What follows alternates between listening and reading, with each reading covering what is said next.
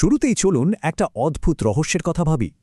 দক্ষিণ এশিয়ার এই বিশাল ভূখণ্ডের আনাচে কানাচে একেবারে লোকচক্ষুর আড়ালে লুকিয়ে আছে এমন কিছু আদিম অরণ্য যা আধুনিকতার ছোঁয়া থেকে সম্পূর্ণ মুক্ত। এদের বলা হয় স্যাক্রেড গ্রোভস বা পবিত্র বনভূমি। এগুলো শুধু সাধারণ কোনো জঙ্গল নয়, বরং বলা যায় সভ্যতার এক প্রাচীন প্রহরী। শতাব্দীর পর শতাব্দী ধরে টিকে থাকা এই বনভূমিগুলোর আড়ালে আসলে ঠিক কী লুকিয়ে আছে, আজ আমরা সেই প্রাচীন রহস্যের গভীরে ডুব দেব। এখন স্বাভাবিকভাবেই একটা প্রশ্ন জাগতে পারে, তাই না?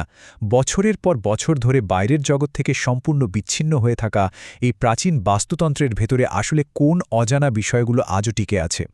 এমন কোনো উদ্ভিদ, অণুজীব বা হয়তো এমন কোনো প্রাণী কি সেখানে আছে যা বাইরের পৃথিবী থেকে চিরতরে হারিয়ে গেছে?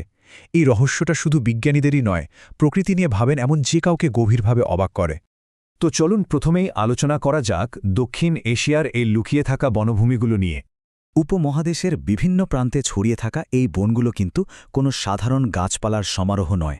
এগুলো হলো একদম খাঁটি আদিম বনভূমি, যাকে আমরা প্রাইমেভাল ফরেস্ট বলি। আধুনিক যুগে এসেও এরা যেন এক নীরব প্রহরীর মতো একেবারে অক্ষত অবস্থায় দাঁড়িয়ে আছে। একটু ভেবে দেখুন, চারপাশে যখন দ্রুত নগরায়ন হচ্ছে, কলকারখানা বাড়ছে, ঠিক সেই কোলাহলের মাঝেই এই শান্ত প্রাচীন অংশগুলো টিকে আছে। এটা বাস্তুতন্ত্রের জন্য একটা অবিশ্বাস্য ব্যাপার। মহাদেশ জুড়ে ছড়িয়ে থাকা এই বনগুলো যেন কংক্রিটের জঙ্গলে আটকে থাকা এক টুকরো আদিম পৃথিবী। আর এই টিকে থাকার পেছনের গল্পটা আরও বেশি চমকপ্রদ। চলুন ৩,০০০ বছরের এক প্রাচীন নিষেধাজ্ঞার গল্প শোনা যাক। হ্যাঁ, ঠিকই শুনেছেন, ৩,০০০ বছর। অবাক করা বিষয় হলেও সত্যি যে বনভূমির এই নির্দিষ্ট অংশগুলো অবিশ্বাস্যভাবে পুরো ৩ সহস্রাব্দ ধরে সম্পূর্ণ অক্ষত অবস্থায় রয়েছে। একটু চিন্তা করলেই বোঝা যায় এই দীর্ঘ সময় কত সাম্রাজ্যের উত্থান পতন হয়েছে, সভ্যতার কত আমূল পরিবর্তন হয়েছে, প্রযুক্তির অভাবনীয় বিকাশ ঘটেছে। অথচ মানুষের কোনো ক্ষতিকর হস্তক্ষেপ এই জায়গাগুলোতে বিন্দুমাত্র প্রভাব ফেলতে পারেনি। মানব ইতিহাসের নিরিখে এটা সত্যি এক বিশাল সময়কাল। সবচেয়ে আশ্চর্যের বিষয়টা কি জানেন? এই অসাধ্য সাধন কিন্তু কোনো আধুনিক পরিবেশ আইন, সরকারি পাহারা বা বড় কোনো আন্তর্জাতিক চুক্তির মাধ্যমে হয়নি।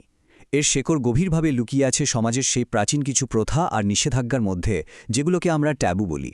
বংশপরম্পরায় মানুষ এই স্থানগুলোকে এতটাই পবিত্র মনে করে এসেছে যে ভয় বা অগাধ ভক্তির কারণে সেখানকার একটি পাতাও কেউ স্পর্শ করেনি। আধুনিক আইনগুলো যেখানে বনভূমি রক্ষায় রীতিমতো হিমশিম খাচ্ছে, সেখানে একটা প্রাচীন বিশ্বাস কিভাবে হাজার বছর ধরে প্রকৃতিকে বাঁচিয়ে রেখেছে তা সত্যি ভাবার মতো একটা বিষয়। তো বিষয়টা যদি আমরা একটু মিলিয়ে দেখি, এই যে ৩ সহস্রাব্দ ধরে অক্ষত থাকা প্রাচীন সাংস্কৃতিক নিষেধাজ্ঞার মাধ্যমে কঠোরভাবে সুরক্ষিত হওয়া আর চারপাশের বদলে যাওয়া পৃথিবীর মাঝে নীরব প্রহরী হিসেবে দাঁড়িয়ে থাকা, এই সব কিছু মিলে এক চমৎকার আর টেকসই ভারসাম্য তৈরি করেছে। বলা যায় এই প্রাচীন প্রথাগুলোই পরিবেশ সংরক্ষণের আদিম এবং সম্ভবত সবচেয়ে কার্যকর হাতিয়ার হিসেবে কাজ করেছে। এবার আমরা এই অরণ্যগুলোর সবচেয়ে আকর্ষণীয় দিকটি নিয়ে কথা বলবো, আর তা হল এদের জৈবিক টাইম ক্যাপসুল হয়ে ওঠার গল্প। এই পবিত্র অরণ্যগুলো আসলে ঠিক একটা জৈবিক টাইম ক্যাপসুলের মতো কাজ করে। টাইম ক্যাপসুল যেমন অতীতকে ধরে রাখে, ঠিক তেমনি হাজার হাজার বছর আগের আদিম বাস্তুতন্ত্রকে এই বনভূমিগুলো একদম সেই অবস্থায় আটকে রেখেছে যেমনটা ঠিক ৩,০০০ বছর আগে ছিল। প্রাচীন ইতিহাসের হারিয়ে যাওয়া অধ্যায়গুলো যেন সম্পূর্ণ জীবন্ত আর স্পন্দনশীল অবস্থায় এখানে সংরক্ষিত আছে। অতীতের পরিবেশকে সরাসরি জানার বা বোঝার এর চেয়ে ভালো সুযোগ আর কী হতে পারে?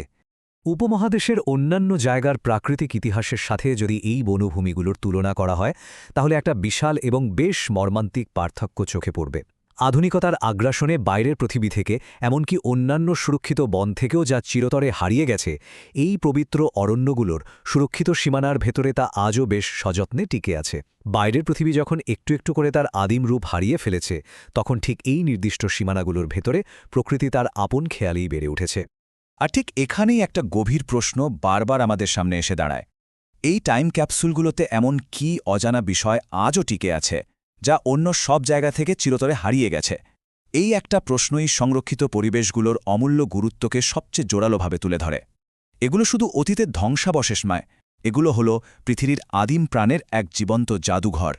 পরিশেষে একটা ভাবনার জায়গা থেকেই যায়, এই পবিত্র বনভূমিগুলোর গভীরে আরও এমন কি প্রাচীন রহস্য লুকিয়ে আছে যা এখনও আবিষ্কারের অপেক্ষায়? আর সবচেয়ে বড় প্রশ্ন হল যে প্রাচীন প্রথাগুলো হাজার বছর ধরে এই অরণ্যগুলোকে পরম যত্নে রক্ষা করে এসেছে, আধুনিকতার এই চরম যুগে আমরা কি সেই রক্ষা কবচকে আদৌ টিকিয়ে রাখতে পারব, নাকি এই শেষ টাইম ক্যাপসুলগুলো একদিন চোখের সামনেই চিরতরে হারিয়ে যাবে? এটা আসলেই আমাদের সবার জন্য একটা গভীর চিন্তার বিষয়।